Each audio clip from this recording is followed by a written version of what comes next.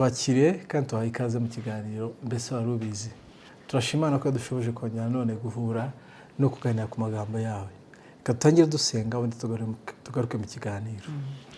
Uwiteka turagushimiye kandi tuguhaye ikaze. Tugushimiye ko watugeneye uno mwanya kandi turavuze ngo mwami abari wubamo utuyobore. Duhishurire iby'ubwiru bwawe utuyobore mu kuri kose kugira ngo tubeho ubuzima bwuzuye ineza yawe kandi bugendera mu gukiranuka. Udukore ku maso uduhe gusobanukirwa rwose. Turagushimiye kandi dusengeye buri wese uri gukurikirana kino kiganiro, haba ari twe tukirimo n'abari kugitegura, kugira ngo twese tuyoborwe nawe, twigishwe nawe, duhindurwe nawe. Nuko dusenze mu izina rya Yesu Kristo. Amen. Ikaze nanone mu kiganiro mbese wari ubizi. Umunsi turaganira ku ijambo rivuga ngo mbese wari ubizi ko ushobora kubaho utigereranya n'imibereho y'iyi si, ukubahisha Imana kandi ukanahirwa. Ntabwo mba ndi jyenyine muri iki kiganiro, nanone ndi kumwe n'umushumba Pastor Tansi. Ni karibu. Urakoze cyane. Yego. Imana ishimwe. Amen, amen. Murakoze cyane. Mutuganirize kuri aya magambo. Birashoboka ko umuntu yabaho adakurikije iby'isi uko itwaye ibintu nk'uko ijambo ry'Imana ribivuga, uraza kudufasha, kandi akubahisha Imana nawe akabaho ubuzima bwuzuye. Imana ishimwe. Kubera ko isi n'amakuru yayo ari ibyo twakira mbere yo kwakira ijambo ry'Imana rivuga, cyangwa se twaba tunahuye n'ijambo ry'Imana ntituritindemo kugeza igihe rivugurura uko dutekereza. Usanga kenshi tuba dushobora kuba twarakijijwe ariko tukiyoborwa na bya bitekerezo bitwuzuye. Cyangwa se amakuru y'Imana tuyumva akanya gatoya, ijambo ry'Imana ukarimaramo akanya gatoya, ntirigutindemo ku buryo rivugurura uko wibwira no gufata ibintu. Ndatekereza rero ko uko tubaho buri munsi nibyo byerekana niba ntarimo nkurikiza imibereho y'abiki gihe. Muri make niba rya jambo rirenga ku biryo numvise nkarishyira mu byemezo byanjye byose by'ubuzima. Ubuzima bwacu bugizwe n'ibyemezo, ko dukora ibintu, ko tubaho, ibyo tugira ibya mbere, ibyo tugira ibyanyuma, bifite priority, bitayifite. Muri make ijambo ryagombye kutwuzura rigahindura, kuko isi iduha modeli, iduha igishushanyo mbonera.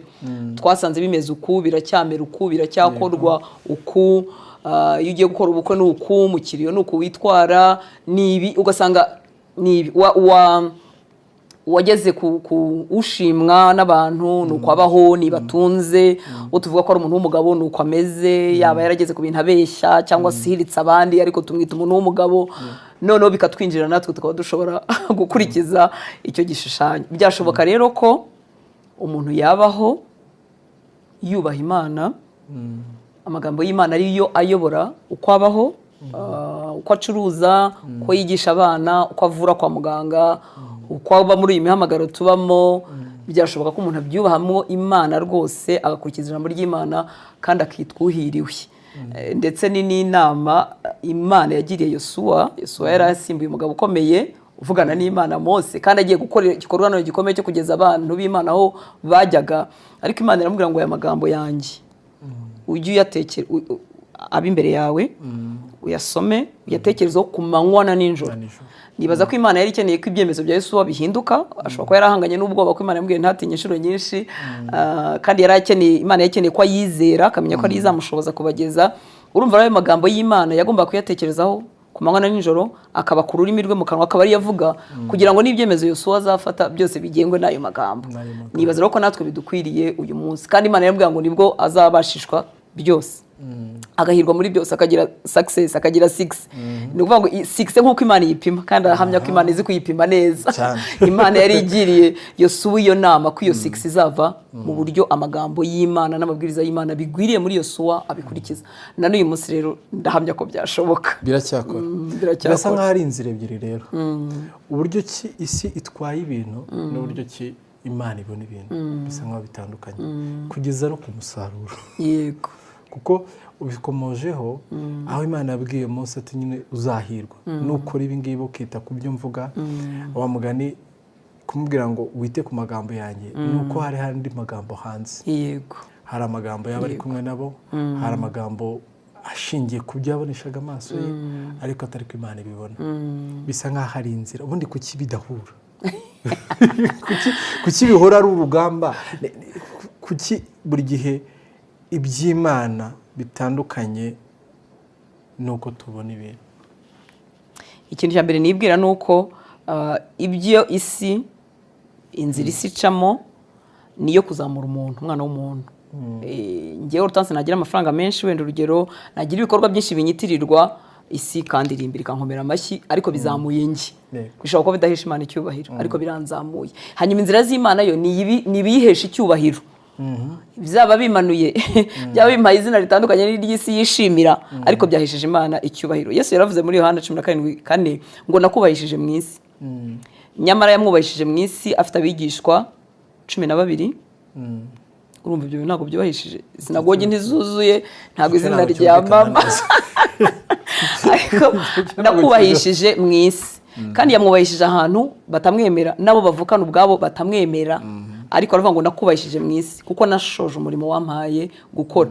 Ariko mu maso ari naho bavandimwe batarakizwa bamubwiye muri Yohana 7:7 ngo uyu umuntu ashaka kumenyekana ajya mu minsi mikuru nka bene nk'iyi ngiyi, wakabaye uzamuka nawe Yerusalemu aho ibintu byashyushye. Ariko nyamara Imana yashimye ubuzima Yesu yabayemo. Tubuzanye nuko nyine ni Yesu yari Imana yari n'umuntu, ariko tubizanye no mu buzima bw'uyu munsi. Umuntu usanzwe yamera nkaho yafailinze. Niko tugira abantu bagukurikira 12, umwe muri bo akakugambanira bikarangira yiyahuye atanazutse, yiyahuye. Undi nawe wabonaga ari nk'inkoramutima akakwihakana, warangiza ugasiga abo bantu 12. Nta monima ikwitirirwa nk'umuntu w'umukiza w'isi, nta bitabo wigeze wandika, biragaragara ko nkaho wananiwe. Muri make wavira mu bantu uvuga ngo ministry yawe yarafailinze, ariko nyamara Imana ikabishima nawe akavuga ati nakubahishije mu isi, narangije umurimo wansabye gukora.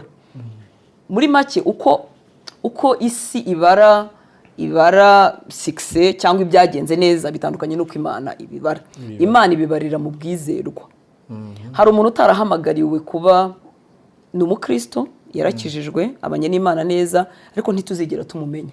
Ntiyahamagariwe kuba umuntu uri public, ntiyahamagariwe kuzabwiriza abantu benshi. Wenda ni umumama muri mu rugo uzarira abana be 2 cyangwa 3, akabatoza inzira y'Imana, agasenga ari muri urwo rugo, akabanira abaturanyi neza, yazagera mu ijuru kuko ibyo ari byo yarasabwe gukora.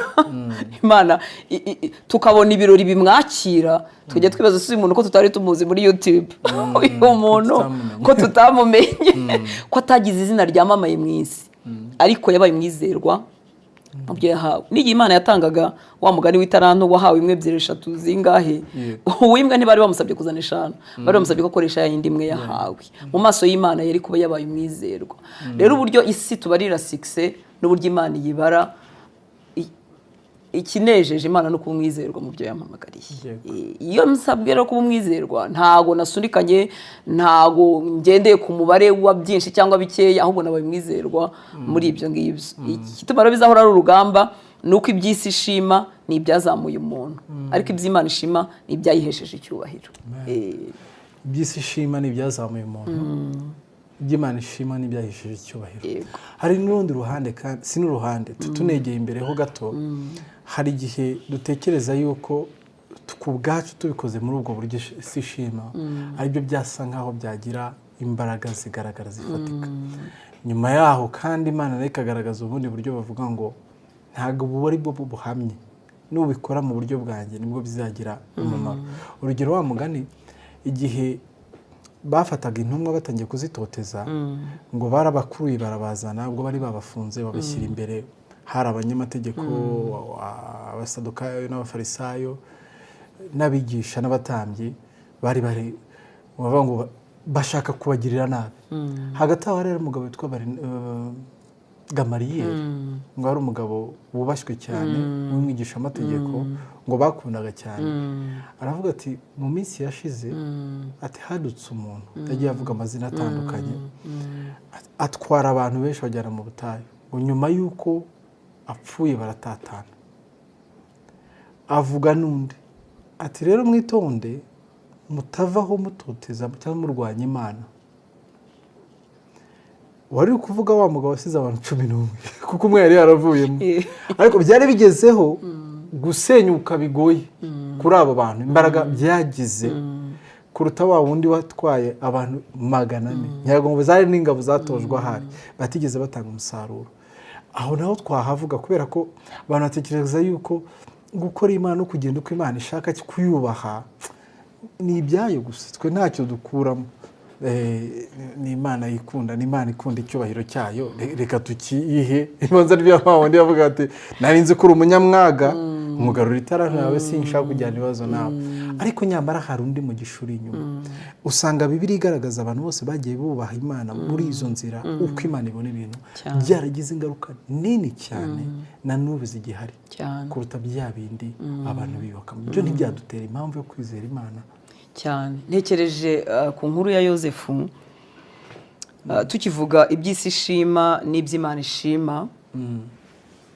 Yosefu iyo yemera gusambana n'uriya mugore akavuga ati aya ni amahirwe yo kumenyana n'umugore wa bosi, ndi mu gihugu cy'amahanga, Imana n'ubundi isa nkaho yandetse, Imana y'iwacu meze nkaho yandetse. Icya mbere nintumvikana n'umugore wa bosi aranyirukanisha ndagira ibibazo n'ibiki, ariko nimwumvikana birabera mu ibanga, aranzamura muri position. Ibyo bintu kandi birabaho mu buzima bw'uyu munsi. Yari buzamuka wenda muri position haraho, tuvuge mbese nkaho tutazi no nkuru tuyishyire mu buzima bw'uyu munsi, wenda kuko yari buryamane n'umugore wa shebuja akazamuka muri position akabona akazi runaka, ariko mu maso y'Imana byari kuba bigayitse, kandi umugambi Imana ifite ku buzima bwa Yosefu wari gupfuba. Noneho rero byari bishimwa n'Imana, yari achievement vivuwe n'ijuru, ijuru ryashimye, kandi Yosefu ari muri gereza. Ariko mu maso y'isi Yosefu yari yafeilinze. Umuntu yaratangiye kwipositiona, atangiye kuyobora abandi bagaragu, birasa nkaho bigiye kuzamuka neza, ariko noneho biramanutse, ugiye muri gereza.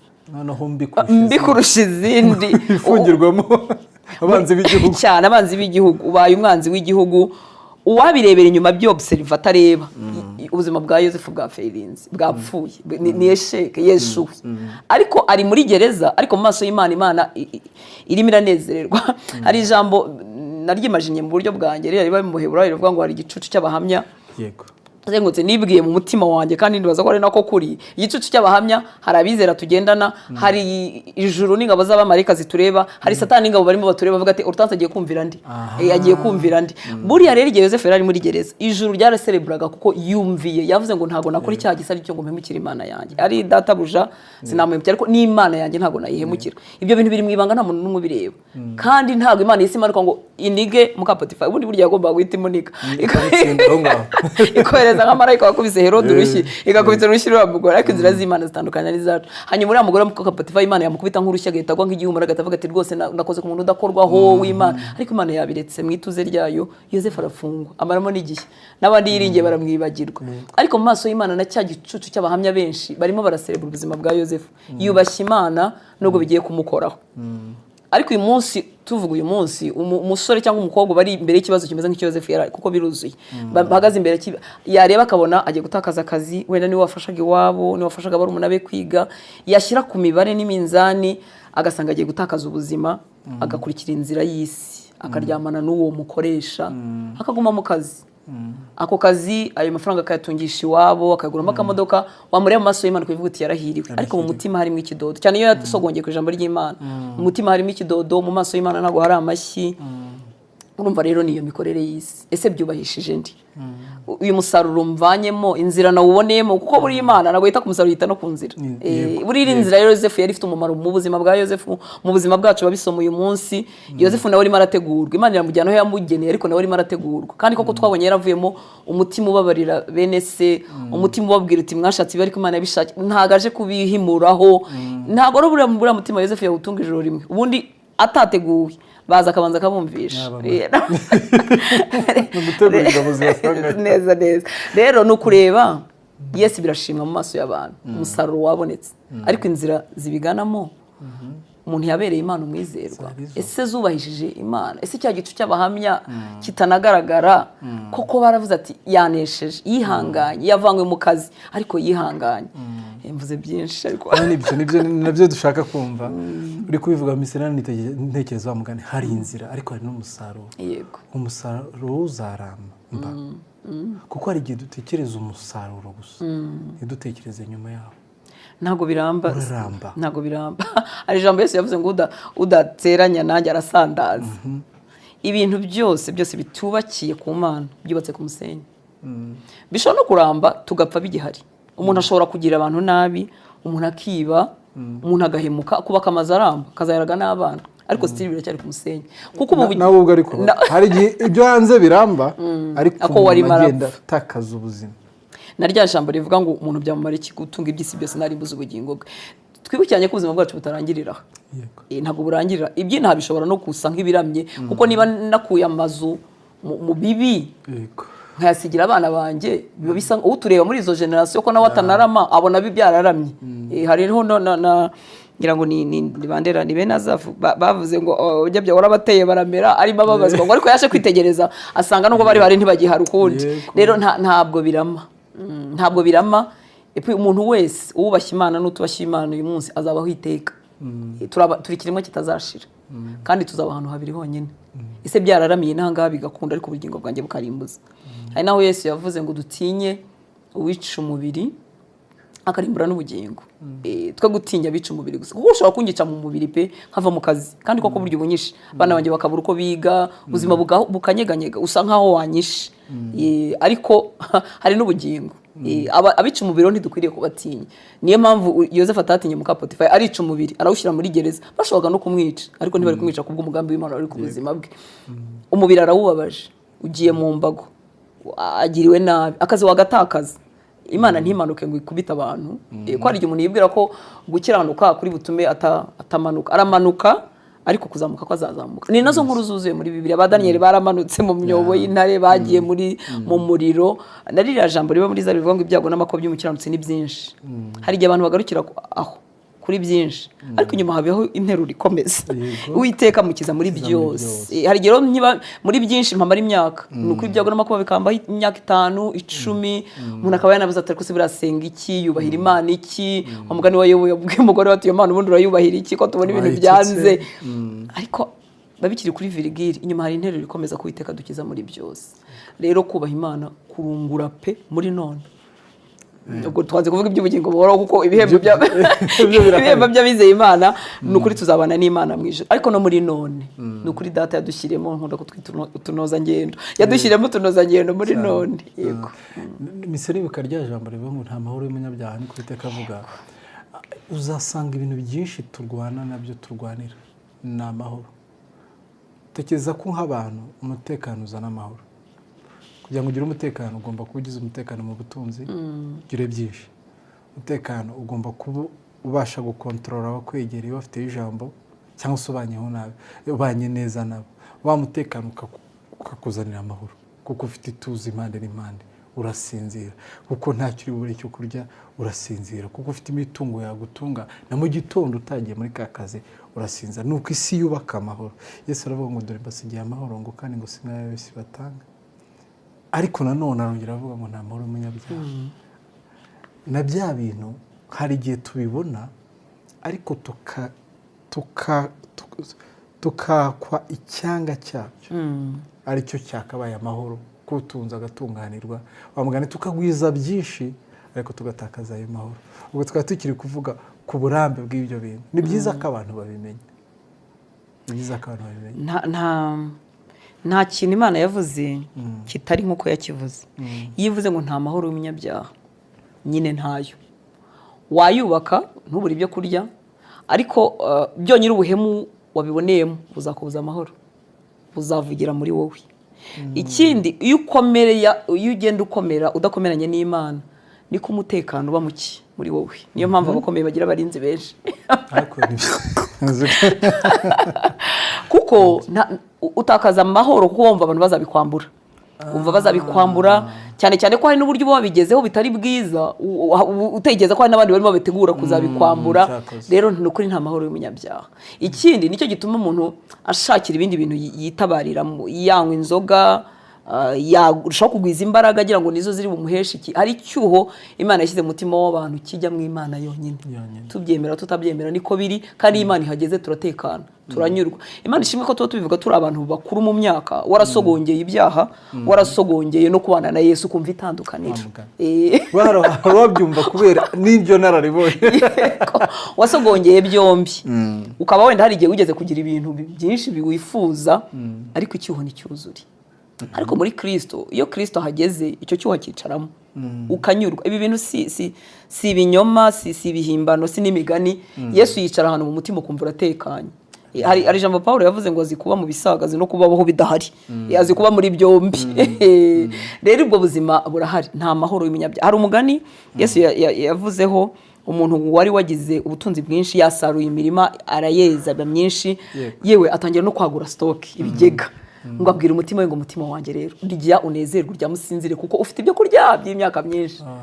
Basaravuga ngo umupfapfa we, iri joro ko ubugingo bwawe uri bunyagwe, ibi waruhiye bizaba ibyandi. Rero nta inzi kubaha Imana cyambere bizaguhesha amahoro no gutegereza Imana mwituze. Kandi iyi Imana turimo tuvuga ni data. Yarambwiye ngo ko ndi mubi nkamenya ko abana banjye byiza. Ubu niba nzi ko umwana wanjye mu gitondo yagomba kurya umugati kandi yasanga uhari nkabyishimira, ndi mubi, ndi umuntu uhindagurika. Ubu Imana y'imbabazi abayubaha yabashyiriho kubaho bashinyirije mu isi, bakazarunduka bapfuye nabi. Yaturemanye inda, irabizi ko inda igomba kurya. Turi abantu bakeneye kwambara no kugira ako kanyamuneza, memu n'ishema n'akadinyite k'ubuzima biraturyohera. Ubu se data nagazi ko tubikwiriye, ukuri arabizi cyane kandi aranabiduha. Abantu bose Imana yahamagaye, nuko ahubwo tudatinda muri Bibiliya ngo tubitegereze. Nta muntu n'umwe Imana yamuhamagaye ngo ayumvire ayikurikire ngo ubuzima bwe bujye munsi yaho yahoze, iteka bujya hejuru. Ubu se iraduhinduka muri iki gihe, muri 2025 na 6 ntabwo iri buduhinduke. Nta muntu Imana yahamagaye ibyo tuvuga ngo yigushanga harya ngo aho gukubura yaguhombya, yakugira gute, nibagiye ukuntu tubivuga, aho kuguhomba yaguhombya. Iramutse nampombeje impombeje kugira ngo inkoremo umurimo, kugira ngo nyikebuke nitabi. Hari igihe mu munezero no mahoro ijwi ryayo tutaryumva, yanyeganyezaho gatoya nkabona kureba aho iri. Ariko nta muntu Imana yahamagaye ngo ayumvire ayikurikire ugira ubuzima buri munsi yaho bwahoze, yaho aho yarari hahoze. Gusa hashobora kubaho kwibeshya, nkuko bari abantu bavuga muri Egiputa, buri bwoko bwayo bwavuga ngo dutumbe ibitunguru na za tugusi n'abadegede ngo byo, ariko bakibagirwa umuruho bari bafite, umubabaro, kuko umuntu wabo ni watumye Imana iza. None se banishwaga n'iki niba bari babifite? Nibyo babivuze kuko batari bazi aho bagana, ubwiza bwaho harushaho. Yego. Uvuze umugani Imana iraguhombya. Ntekereza mbibona muri iyi shusho ngewe, hari ukuntu na leta izigakura abantu mu manegeka, yego, igasenya ugataka, icyo gihe aba urusaku rwinshi, ariko igiye kukubakira. Yego. N'Imana rero ibona utari ku musingi mwiza ikawusenya kugira ngo yubake ibindi bintu. Pastor, turi kuvuga kuri icyo gice, ariko reka tuvuge ubuzima bw'umuntu ahura nabwo yeri kugenda uko Imana ishaka. Kuko hari ubwo duhura nabuzigira Ikinyarwanda cyaryo, ariko duhura n'inzitizi tuvuga atari ntabwo iba ari byo. Tugarutse ku ijambo usa nkaho batangiranye ririya rivuga imibereho y'abiki gihe, ni ukuvuga ngo hari standard, hari inzira, hari uburyo isi yatwubakiye ibintu tubibonamo.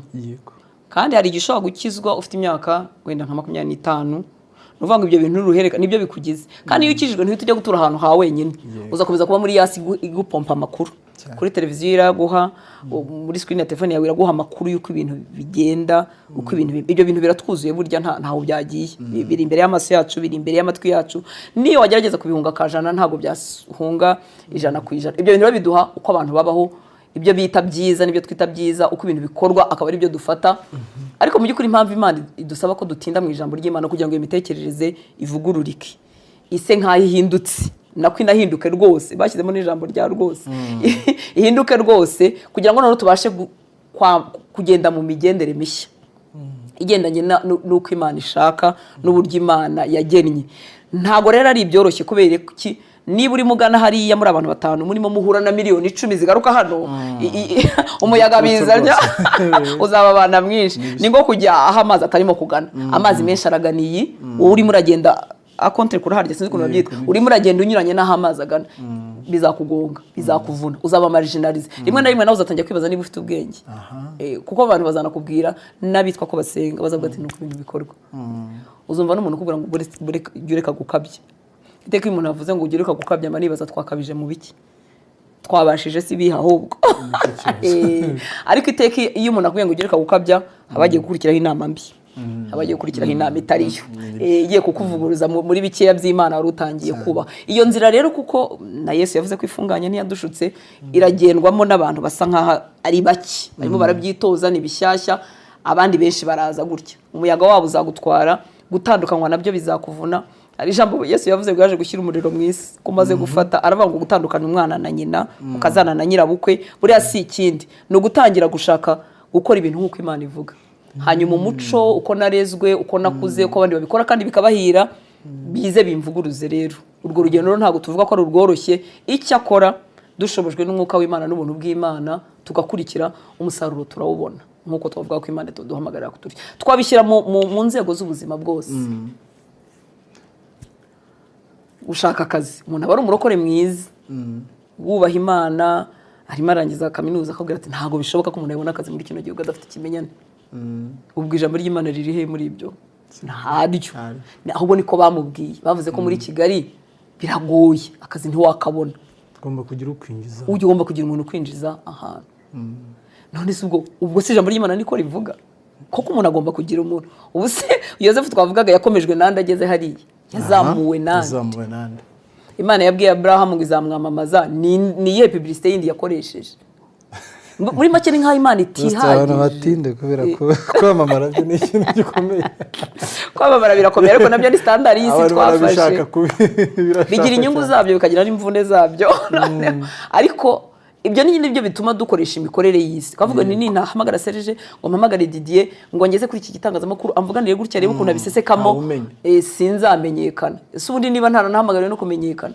ntagariga abantu bose bahamagariye kumenyekana ariko se niba none Imana ishaka ko namenyekana ko Imana irashaka abantu bose bakizwa kandi bazakizwa n'ibyo wavuze n'ibyo navuze n'ibyo undi yavuze none niba bishaka ubu ntifite uburyo bwayo yakoramo ibintu mu mucyo ngo ingeza aho hantu igomba kungeza Imana ifite uburyo Imana yavuze ku mwana wayo hashisigaye imyaka 100 ikajya imuvugaho nta muntu ubundi wamamaza kurusha Imana yamamaza umwana wayo Yesu yaravuga ngo dore ngo duhawe ikimenyetso ngo duhawe umwana w'umuhungu hasigaye imyaka niba 700 ngaye ngo avuga abamarayika baraza Yesu yamaze kuvuka baramanuka basanga abashumba ni nkaho tuzi ko ibyo bintu bitagishoboka baragenda bavuga ati ababwira uko bari mu musange abamarayika baza baririmba babwira abashumba havutse umwana muramusanga naho twahitwa uruhinja arahana nuko biri bugende ubu si Imana iza kuburangira abashumba igaturutsa abanyabwenge batari bazi n'Imana nko vuga barebaga bapimiraga mu kirere bakamenya ko ari umwami wavutse ubu Imana uyu munsi yananirwa kwamamaza umuntu mu buryo bwayo umuntu atarinze gusunikana no kwirwanira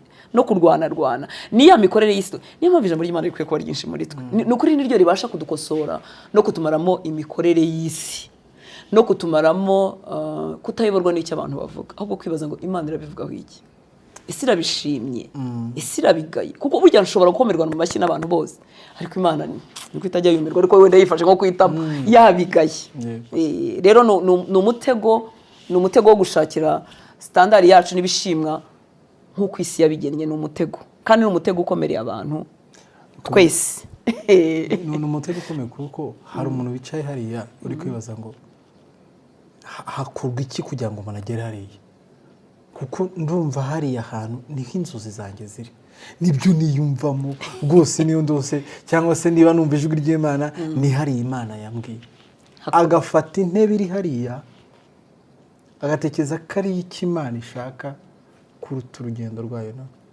ikindi ukiri aho haravuga ati bikorwa gute wari ubikomojeho ku buryo umuntu yagera hariya ni umuntu umusunika iki kidendezi umuntu akigwamo gute kubera ko hari abantu bari kurwana n'urwo rugamba kumenyekana kumvika rimwe na rimwe twikurura abadushungera kuruta abatumenya Imana ashyigikirwa nayo. Gushyigikirwa n'Imana ni ukuyubaha mu gatoya no mu kanini n'abantu badahari. Imana izi gukonekita, Imana izi kugeza abantu ahantu yashaka ko bageza, irabyishoboreye. Reba nko kuri ukuntu yashoreye nyine Yosefu bakamugurisha, nta muntu washaka kugurishwa, nta muntu washaka kwangana bene wabo, nta muntu wabyishimira, ariko Imana irabikoresha ikabikoresha ikazageza Yosefu we rero mbwiye kuzamugeza. Mu rugendo rwa Yosefu ni urugero, nta bintu byo kwirwanaho no kwirwanirira birimo.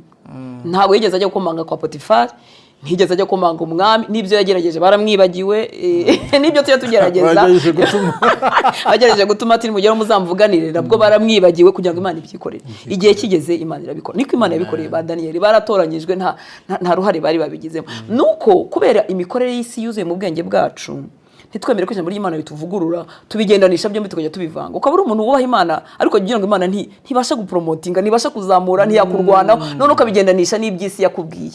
Wagira n'ibyago by'abajyanama babi bakajya bavuga ati oya reba baragushuka. Buri hari irindi banga, nta rindi banga. Ibanga ry'abantu bashaka gushyikirwa n'Imana ni rimwe, ni ukuyubaha, ni ukuyubaha no gutindana nayo, nta kindi. Ukagira ushika no kwibaza uti menyesha ibyo ushaka. Pastor, muri iki gihugu no hanze yacyo Imana guhaye ubuntu bwo kumenyekana. Tureke Daniel na Yosefu. Menyekanye ho gato. Akantu washyizemo. Byagenze ngote kugira ngo byubake umuntu uri hariya. Uzi yuko ariko ureba ishusho y'umuntu ari guca ku itangazamakuru, Satani akagushuka akakumvisha ukuntu ikinyoma yakubwiraga. Uriya muntu ahagaze hariya kuberanye, ni njye wamugize kuriya. Buriya abantu bari kukureba bakavuga ngo none se twageraho gute kandi ari ibi wanyuzemo. Icyambere nta muntu ugira umuntu ikindi kintu, niyo waba igikoresho kibikora nuko Imana iba yabyemeye yabikoze. Nibaza ko ku bantu bubaha Imana nta tuntu ducengecengeye dukwiriye kuba muri ibi bintu. Icyambere uyu munsi menyekanyeho gato, karacyari gatoya, ntago nari nzi ko akanyine mfite uyu munsi ko kumenyekana kujya najya ahantu umuntu akampobera akabyishimira ati ndakuzi ndagukurikira ijambo ryawe ryangira umumaro. Cyambere sinari nzi ko bizabaho.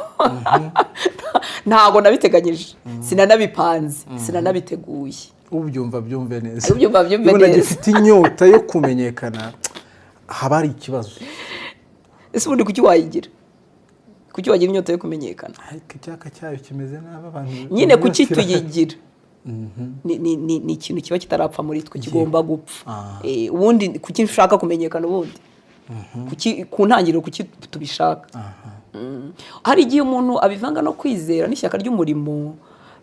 Wenda urakijijwe ni koko umurimo w'Imana n'ishyaka ryo kuvuga ubutumwa bwiza uraka muri wowe, ni nabyiza, ni na Mwuka Wera ubiduha, ariko ndabonye Imana hibera nziza inkoresha nanjye inkoramo umurimo.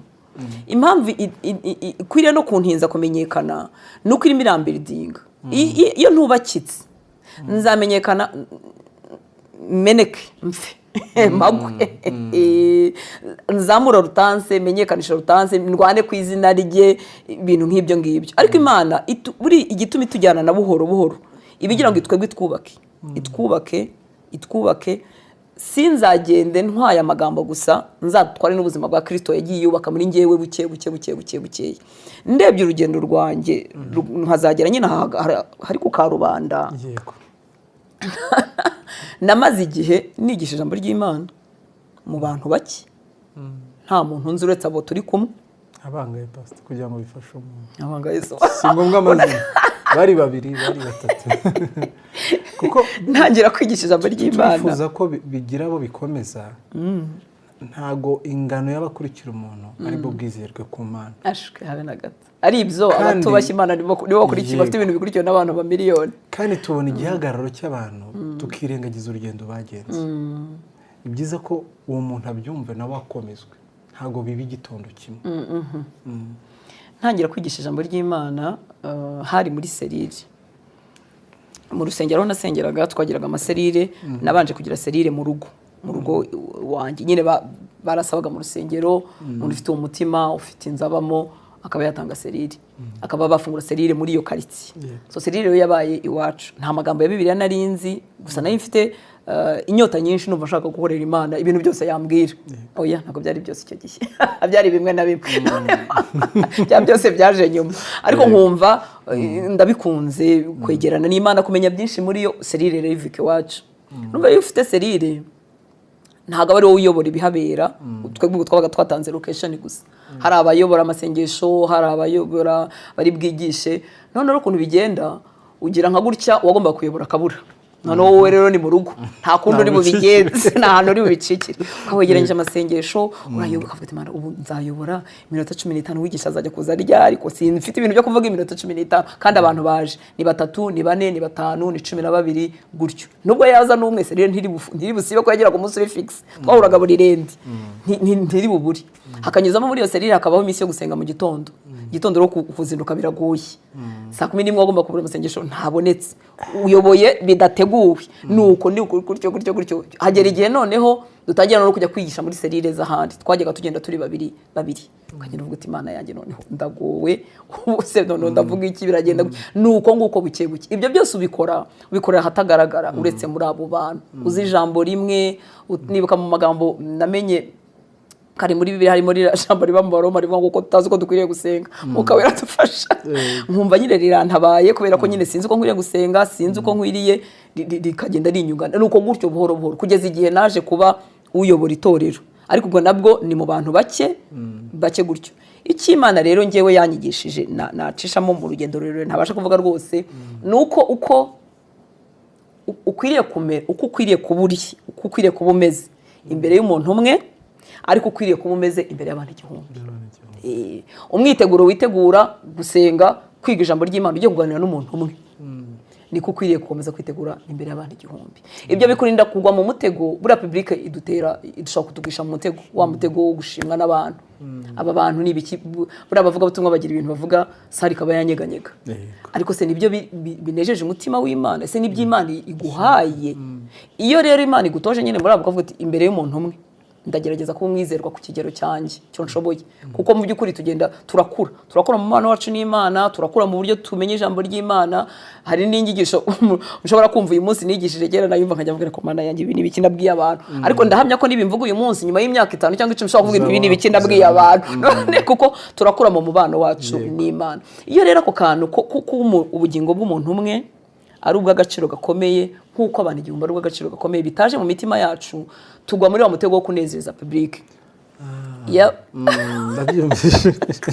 yaba ari public nini ukagira umwiteguro munini muri wowe ugasenga kuko urashaka kutagayika wowe urimo wirwanaho ngutagayika ariko nyamara ubugingo bw'umuntu umwe bw'umukozi wo mu rugo mwicaranye bw'umuntu tamamaye cyane muri kumwe burya nabwo nubwo agaciro cyambere ntuzi n'iki Imana izamukuramo nawe rero umusengera cyangwa witegura kumubwira ijambo ry'Imana nuko ukwiriye kubikora none Imana hari n'igihe nyine none niyo waba utabishaka nabigukorera itorero nabagamo ikarongi batarafunga insengero ryarimo abantu bake bigeze kwagukaho gake mbere korona nije nongera bagaruka bakeye nibaza ko Imana yanyigishije ibyo kugira ngo ntazahungabana kuko nanjye inyigisho z'isi ziraho hafi zimbwira ati nta murimo wabaye rero ubwo hari abantu 5 uziguhaguruka i Kigali ukagenda ugiye kwigisha abantu 5 ubwo 5 mu migoroba yo rwose arigiye babaga ari nka 5 kandi gwenda bafite amasengesho y'uruhererekane akurikirana y'icyumweru cyose hari umuntu utuvuga ati amavuta afite ntashobora kwigisha kandi usize i Kigali nuko utamenya agaciro k'ubugingo bw'umuntu ibyo bintu Imana ibigucishamo wibuka ko turakorera abandi ariko natwe dukorwamo umurimo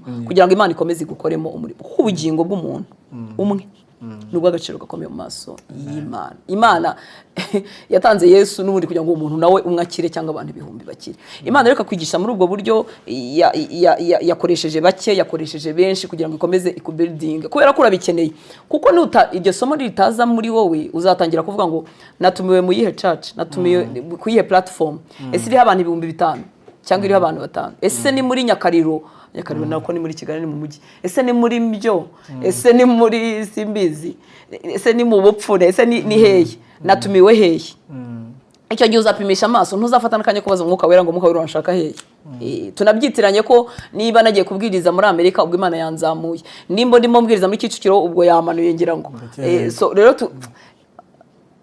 ni ya standard ko y'isi ni ukuvuga ngo umuntu isi ukomeye ni umuntu ugenda mu ndege ufite nize ni umuntu ufite publike nini iri inyuma ye guhora mu bitangazamakuru yego ni umuntu ibitangazamakuru bihora bivuga ku buryo abantu bashobora kubona n'uduskandali kugira ngo batibagirana no mu baririmbyi Serge reka mbanegure hari igihe umuntu avuga ati reka sora akaririmbo ntibagirana aho dutindeho cyane birakomeye akaririmbo kasokewe no kugira ngo utibagirana no kuri ntako kavuye mu mutima w'Imana wibagirana se cyangwa wibukwe nandi imbere yandi nyuma ucisha ugakora n'agakava kugira ngo uhore wibukwa nandi nande bimaze iki abantu rero dukora umurimo uri publique iteka ahantu hari akabanga ko gora kwibaza nugora twibaza motif yaduteye gukora ikintu kuko twese turasa ubu dufite ishyaka ryo kuvuga ibyiza kugira ngo abantu bakurikire ubuzima bwabo buhuze n'ijambo ry'Imana ariko ni wahagurikijwe na views nawe arimo aravuga nkatwe buriya rero ahantu wirebera ni mu mutima wahagurikijwe n'iki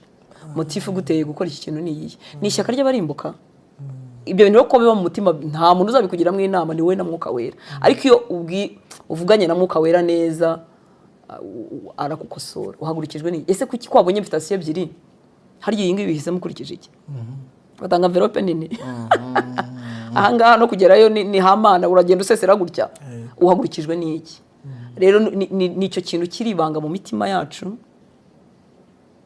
tuziranyeho na Mwuka Wera mpagurikijwe n'iki nk'Imana kwamamaza iramamaza iyo biri ngombwa kandi iribanza kugutegura kugira ngo ne kugenda njyanye ibyanjye njyane ibyayo icyo numvaga burya Imana ntiyamamaza umuntu itunganya umuntu kugeza igihe azaheka icyubahiro cyayo none ikamamaza icyubahiro cyayo kuri wa muntu nagize umugisha wo kubwirwa n'abantu benshi ko bankunda igihe kimwe nkumva nabimenyereye mva nyine ni byiza urumva iyo uri w'inshuro ya 103 kubwira umuntu ko umukunda hari n'abandi 100 babimubwiye bigerageye bigahinduka nk'ibisanzwe kumva ni ibintu bisanzwe ariko noneho rimwe nkora n'abantu ni bake si benshi ako umuntu akagubera akarira none nkumva ubwoba buranyishe umuntu urizwa nuko mbonye ngewe inyama n'amaraso nanjye wabyutse nta nkuru rimwe na rimwe wasenze ubundi byamunaniye wakiranutse ubundi byamunaniye mbifataho akanya mbyibazaho nsanga Imana yangiriye neza impa gukundwa kugira ngo abantu bantege amatwi nta kindi noneho bumve ibyo mvuga bumve Yesu ni ukuvuga ngo ni igikundiro cy'igitizanyo kuko iyo umuntu yagukunze agutega amatwi niyo yaba atarabyemera neza afite none n'ubuhamya bw'abantu bamwe tugera tuganira abana baje banyikundiye ariko badashaka Yesu hari umwana umwe w'umukobwa tugendanye urugendo rurerure ngo nsa na mama we ngo yarambonye akajya abona ndasa na mama we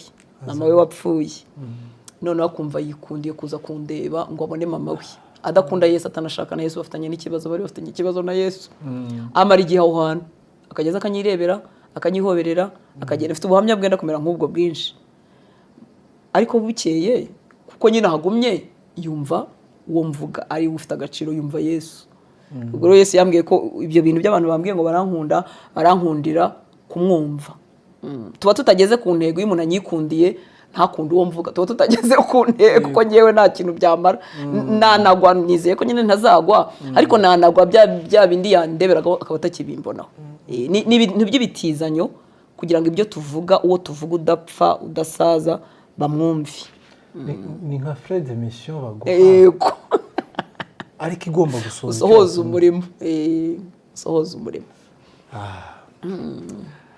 hari igihe Imana itanga izina hari igihe Imana itanga ubutunzi hari igihe Imana itanga ubwenge hari igihe Imana itanga ubwiza n'ibindi bitandukanye yego ariko uko mbyumvisha igihe cyose bitabaye irembo rituma abantu bahura n'Imana waduhombeye wabaye igihombo ijuru iragukurikirana audit irakureba audit bizagufata yego mene magambo umuntu ashobora kubaho atitwaye nk'uko isi iri yego akanezeza Imana ariko akanahirwa yego atirwanyeho mu tunyanga ntabwo ukeneye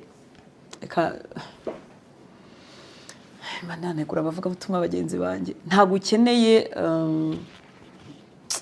hari igihe isi byita ubwenge ariko mbona ari ukubura kwizera Imana ntabwo ukeneye gushakisha networking yego mu kazi gasanzwe mfite ibyo ncuruza fine ntabwo ubwira turacuruza ibi uzangurire biramenyerewe ariko ku bijyanye n'umurimo w'Imana no guhamagara kw'Imana ariko no mu kazi hari igihe bikabye kubwo kutizera Imana bose birahari yego gushyigikirwa n'Imana no guhabwa umugisha n'Imana ntabwo bizanwa no kwiyomeka ku muntu runaka no kwizirikana n'umuntu runaka ntabwo igikundiro buri muntu Imana itampereyemo umugisha ntabwo yawuma nubwo narara mpinga ntabwo bwinshi bwo gukurikira ariko bwinshi bw'umugisha uzaba si wo mugisha si wo kuko ibyo ariko ni kuki tutarebera ku bantu urugero abantu bakora indirimbo zambaye ubusa bakurikiranwa n'abantu bake abantu se barimo bakina umupira abantu se barimo bakina filime bafite se bakurikirana bake ni gute natwe igipimo cyo kushimwa n'Imana twagishyira ku mubare w'abantu kandi abatubaha Imana ari bo bafite umubare munini ni gute iyo standard no gutegwa n'agatego ka Satani ariko katari ntago standard iri mu bwinshi ntago gushimwa n'Imana biri mu bwinshi ntibiri mu bwiza ntibiri mu mafaranga ntibiri mu kintu na kimwe ndamya ko intumwa zadinze zicwa nta bintu zitunze nta butunzi bunini zasize ndibaza ko Stefano bamuteye amabuye nta mazu y'igitangaza yari yaragize yego Imana niduha ubutunzi ni byiza ariko n'ubundi ibibudutahaye kugira ngo bushyire izina ryayo hejuru bitera abantu kumumenya bitera abantu kuvuga ngo Imana iriho ni za Fredo Mission bavugaga ibintu byose bya hano ku isi Imana idutiza ni ibyo gusohoza umugambi wayo ariko noneho uyu mutego wo kwibwira yuko ubwo nakurikiwe n'abantu benshi ntageze ku ntego bikagutera guhemukira Imana kugira ngo ugere ku ntego yawe ntabwo iba ikiri y'Imana nk'aba bavandimwe dukorana umurimo wo muri media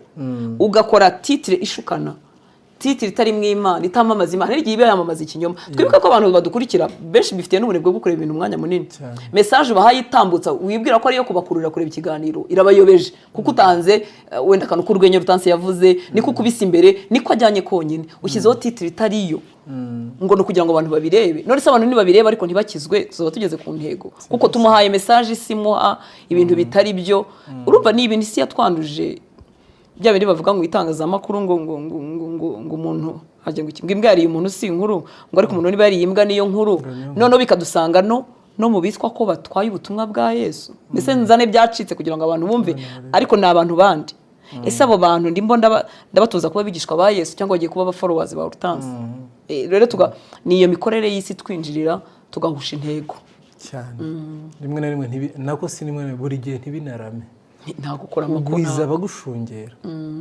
ntabwo gwiza bagukurikira kuko umuntu ntabakurikira undi abantu bashaka gukurikira ikibarenze ariyo Kristo yego Pastor murakoze cyane reka dusengere kugira ngo tubashe kubaho ubuzima butajyana n'iki gitutu cy'isi kuko gukiranukira Imana birashoboka kandi kumenyekana kwizagutanga ubutunzi buzima buhesheje burimo kunyurwa n'amahoro irabitanga Imana irahari kugira ngo igirire neza abantu ni ukuri ariko ibikora mu gihe cyayo no mu buryo bwayo reka dusenga uzajye wibaza aka kantu ngo ibi bintu ndimo ndabikorera gushimisha ndi gushimisha ndi waba uri mu bucuruzi waba uri mu mirimo nk'iyi waba uri muri sekiteri iyo ari yo yose ndabikorera gushimisha ndi ese bishimishije Imana niba bishimishije Imana bikore n'abantu bakwiriye kubishima bazabishima ariko niba bidashimishije Imana nibishaka bibe byungura abantu benshi nawe ubwo bigushimisha biguhaye izina ukwiriye kubikora ukwiriye kubijyamo twe kugwa no mutego ukomeye bitoroshye no kusimbuka ariko dukwiriye gutekerezaho kenshi kandi tugasaba ubuntu bw'Imana kutagwa mu mutego wo gushimwa n'abantu ndimo ngawa n'Imana reka dusenge Data mu izina rya Yesu ibi turimo turabivuga dutuye muri iyi si amakuru yayo aratwuzuye niyo twakira buri munsi standard isi yaduhaye imikorere yabyo imigenzereze yayo uruhererekane rw'uko ikora twese biratwugarije ariko twongeye kugusaba ubuntu bw'imirimo yo dukorera mu ibanga hatagaragara abantu yo dukorera hagaragara imbere y'abantu reka uduhe uwo mutima wo kwifuza gushimisha wowe igihe kimwe wavuze ku mwana wawe Yesu Kristo nta murimo n'umwe yari yagakoze mu isi yari ari mu mazi y'umubatizo uravuga ngo uyu ni umwana wanjye nkunda nkamwishimira se Data wishimiraga iki ko yari atarakiza yari ataravuga ubutumwa ngo agende mu midugudu yose ariko wishimiraga ubuzima bwe bwo kukumvira duha ubwo buzima bwo guharanira kwishimirwa nawe abantu bahari cyangwa badahari. Ubu dukomereze kandi tugaruke aho twabutakaje tugakurikira imikorere y'isi. Isi yaduhaye standard duha uburyo natwe turayikurikira tumenya ngo abahirwa nuko babaho nuko bagenza ngo badasubire hasi ngo abantu batabagaya ngo bakipinge standard y'ubuzima bagezeho. Natwe byaratwinjiriye, udubabarire kandi uduhe ubuntu dushake kunezeza umutima wawe, ubidushoboze muri buri gace kose k'ubuzima turimo gukoreramo. Kandi n'ukuri urabitanga, ufite umugisha kuba kubaha urawufite mwinshi n'abagutegereza abo ntibazagenda amara amaso. Ndetse waratubwiye ngo abakwegera ngo bizere kuriho ukagororera n'abagushaka. N'ukuri ufite ingororano zinanga, ufite ibyo tubikiye tukiri n'ahangaha, ibyo mu ijuru byo rwose ntibibarika, n'ibyino uri wo kwizerwa kuri byo. Natwe duhe kuba abizerwa muri uru rugendo. Umugisha Serge n'abo bafatanya bose kugira ngo uyu murimo ubeho, icyubahiro cyose nikikugarukire mu izina rya Yesu dusenze, amen. Amen. Pastor Imana ibamugisha cyane. Tawakiriye nawe ugushye. Nafashijwe nge. Turabashimiye, Imana ibaha umugisha kandi nawe utaha mu kindi kiganiro.